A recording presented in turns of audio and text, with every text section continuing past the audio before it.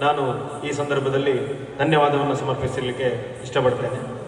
ನಾಳಿನ ದಿವಸ ನಮ್ಮ ಕಾರ್ಯಕ್ರಮ ಮಲ್ಪೆಯ ಕೊಡೂರು ಎಂಬಲ್ಲಿ ಜರುಗಲಿಕ್ಕಿದೆ. ಪ್ರಸಂಗ ರತಿ ಕಲ್ಯಾಣ.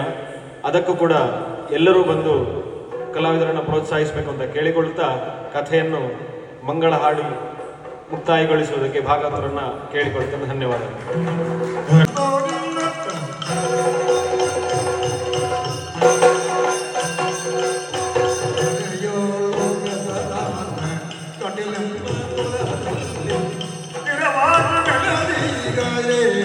Prabharam